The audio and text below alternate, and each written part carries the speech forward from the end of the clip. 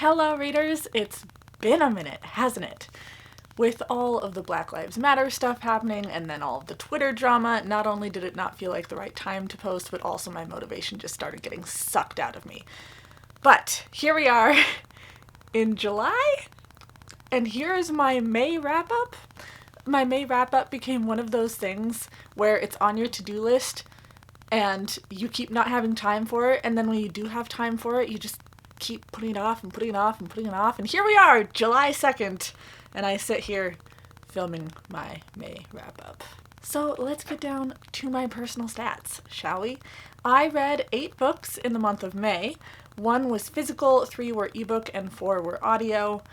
Of the books that I read, 8 of the authors were from America and 1 was from England. And I know I just said I read 8 books, but 8 of the authors were from America. There was 1 from England. That's because one of my books, a buddy read, had 2 authors. So I figured I'd do like the country of each one. Sources, I had 6 library books and 2 owned books. 3 of the books were nonfiction and 5 were fiction, and I had 6 male authors and 3 female authors in May. So male authors took over, which is always interesting to me because I don't think of myself as reading all that many male authors. So let's see, I don't even remember what I read in May. My yearly goals. So for my goals this year, I want to read 1 nonfiction, 1 novella, 1 Margaret Atwood, and 1 classic per month, as well as scatter some big books throughout the year so I can hopefully read a total of 6, which I think, as of now, July 2nd, I have actually met that goal. I read 3 nonfiction, I read 1 novella, I managed to read 2 big books, and I did not read the Margaret Atwood for May, and I did not read a classic in May. I read an older book, but I wouldn't call it a classic. So I started off the month with The Dance of Anger. This is always being recommended by Hillary from Melted Books. I finally read it and I loved it.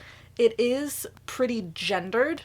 In its discussion of anger, it's specifically talking about women and anger and how we deal with that. But she made it make sense. I mean, not only is it the 80s, but also she's kind of talking about the traditional roles of men and women within a relationship and their traditional emotional roles, and that played a huge part in how she talked about anger, and I think it was awesome. Like, it's from the 80s, but it's not really dated information. I would recommend this to anyone who's dealing with anger problems. I know I deal with a lot of frustration and anger, and it was a good book for me to read. Also, May was Mental Health-a-thon, so Dance of Anger was part of that. My next mental health-a-thon read, which I'll also link some of my vlogs up here, because I did like a mental health-a-thon vlog and I did a 12-hour reading vlog. So My Lovely Wife in the Psych Ward was my second book of May. It was also one of my favorite books of May. Like, one of my favorite mental health books in general. So this is a nonfiction. It's a memoir, and the author's wife is dealing with seasonal bipolar with psychosis, if I remember that correctly. And their relationship has so much love in it. And it's really hard to watch them deal with all of the stuff that they're dealing with the psych wards and with her mind just going. And it's really awesome to see the relationship get through that. Like, they hit the tough times, they make it through, they're still in love with each other, they're still working on building their family, and they're working on dealing with this mental illness together and handling it, and they come up with like a mental health plan. Like, at what point when you're starting to get sick again do we need to look at other options? At what point can I no longer be taken care of by my family, and do I have to seek professional help? Like, it was amazing. I recommend the audiobook. I believe the audiobook is read by the author himself. It's just, there's so much love in this book, and in reading it, I feel like that's one of the things that's been missing from a lot of mental health reads. You get some great books on personal experiences with mental health and how difficult it is, but this is the first memoir or first mental health book that I remember reading where you're just overwhelmed with the amount of love for this person who has a mental illness. And that was just awesome to read. It was awesome to see. I recommend it. I think it's my favorite mental health book ever. So please read it. Then we have A False Report, a true story of rape in America.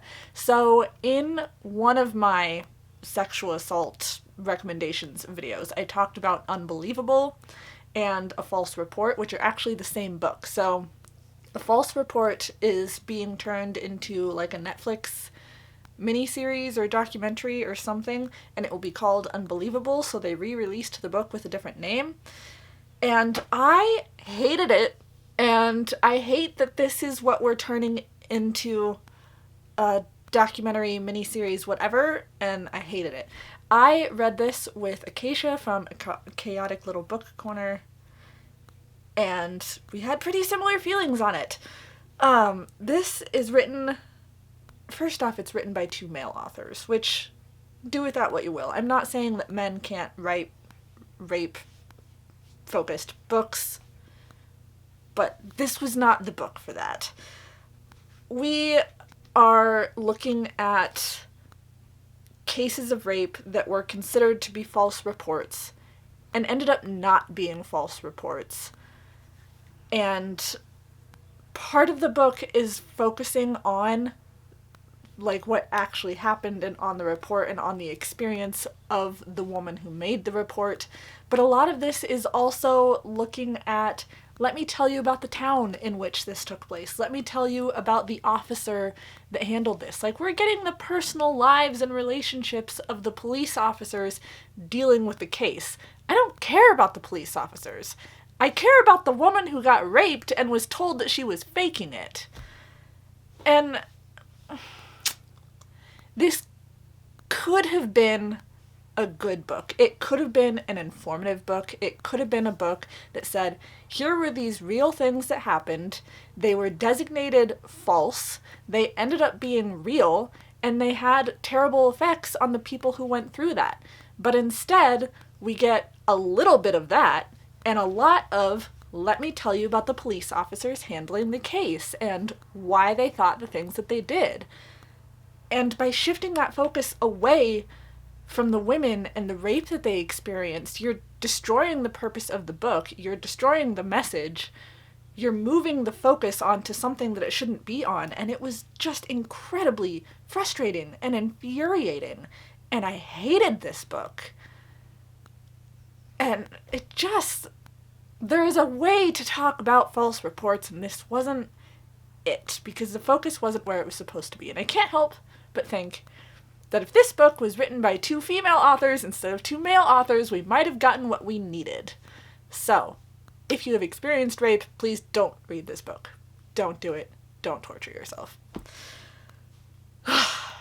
Then, Miracle Creek, which I almost included in my mental health-a-thon books, but it didn't quite feel right for that. So, Miracle Creek does have some autistic characters, but that wasn't really the focus. It was more focused on like this legal case and didn't quite feel right to include in my mental health-a-thon. So Miracle Creek is looking at these people who are seeking medical treatment through a hyperbaric chamber. It's like this oxygen chamber. So you've got characters dealing with infertility, you've got characters dealing with autism, and they're all in this hyperbaric chamber, and one day it explodes. And this whole book is following the legal case of this explosion and what really happened. And we're seeing the complex lives of these characters and the politics of mental health, which was interesting. So, like, is autism something that needs to be cured, or is it something that you should celebrate? Is it something that you should deal with? Should you be doing the diets and everything to make it easier to deal with, or should you just let the autistic person be the way they are? Like, there was a lot of politics to that, which I found really interesting. And you've got this Korean family that is like the center of all of this, so they owned the company that had the hyperbaric chamber. You've got this teenager who's dealing with stuff.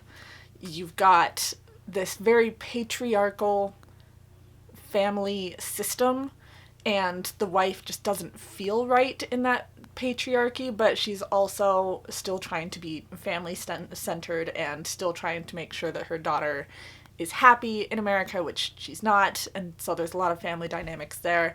It was good. I liked the dynamics of everything, of all the people interacting. It's been like 2 months since I've read this book, and I'm just now reviewing it, which, you know, when you can't remember the book that you read 2 months ago. But I know that Miracle Creek was a good book. I also know that it wasn't predictable, but I kind of saw where it was going, and I figured, like, oh, I know who done it, but why they do it. So I did figure out that. And I would recommend it. This is why I need to do wrap-ups closer to the time that I actually read the books. Then I would feel like I have more to talk about. Then Deerskin. So Deerskin was another recommended read from my sexual assault recommendations videos. This is by Robin McKinley. I have tried reading Robin McKinley before, and I wasn't super impressed by the book, but I was willing to try more of the author. So that first book that I read was Sunshine. I think it was last year. And that book was just not what I thought it should be. It's not what I wanted it to be. It's not where I thought it was going. But I did try Deerskin, and I really, really enjoyed this. This is a sexual assault book focusing on incest. It's kind of a fantasy fairy tale. I wrote down retelling in my notes, but I can't think of what it would be a retelling of. I think the author had like picked a story that they were retelling, and it just wasn't a story that I had read initially.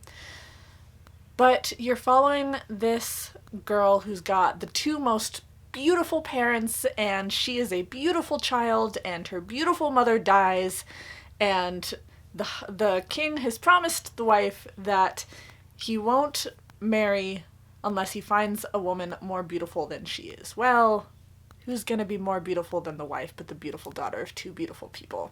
So that's kind of rough. But I love the way this story was told. It's very much a fairy tale voice.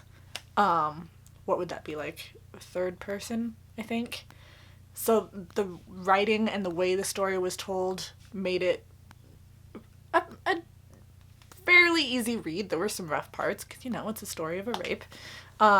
You see her going just on this journey of dealing with her PTSD in her own ways and trying her hardest to move on from this point in her life. And it was really good. If you're looking to read something from the sexual assault genre and you're into fantasy, would recommend. Even if you're not into fantasy. Like, I'm not a huge fantasy reader, and I really, really enjoyed this book. I enjoyed the writing. I enjoyed the storyline.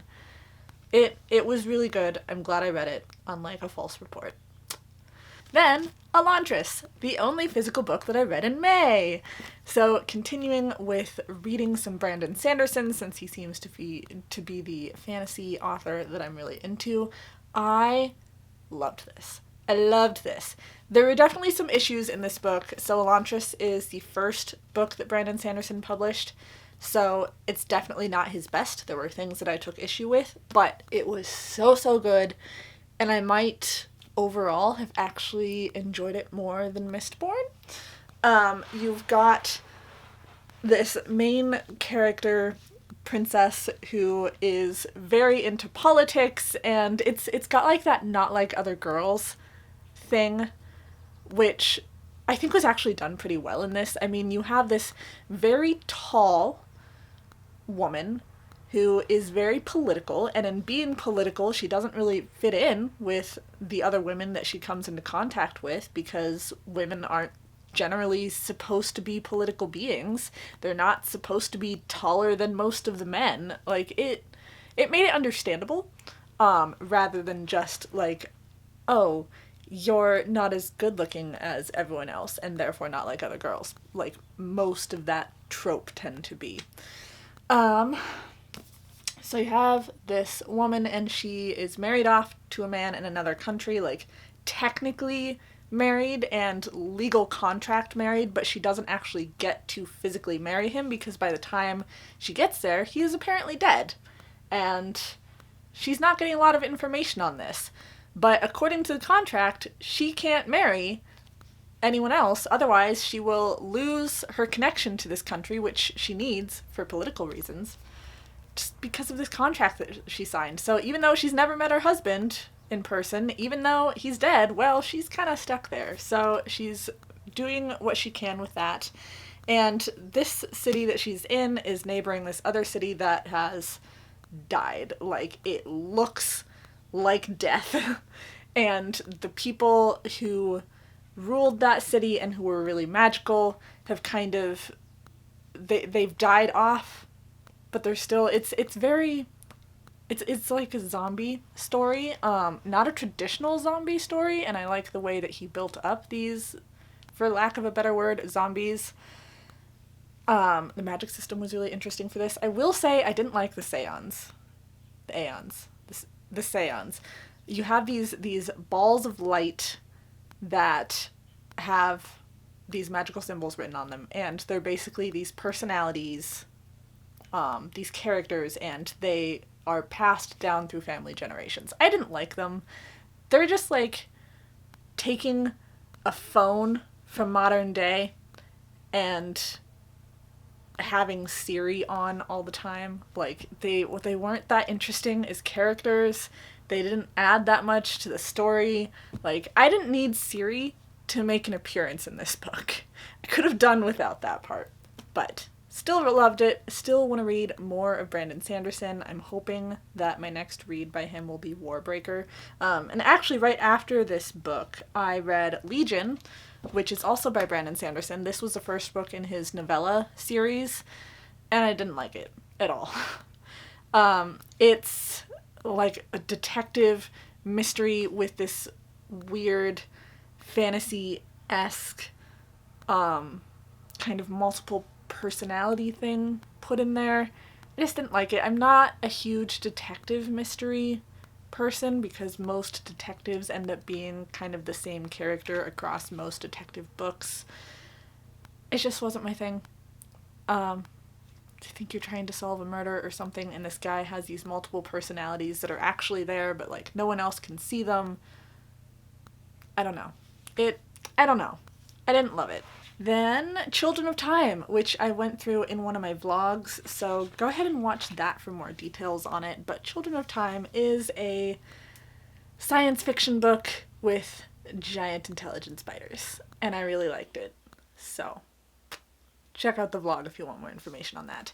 Then I have my Read Some Friggin' Books-a-thon that I'm doing this year with Jashana, where we get our friends to read more.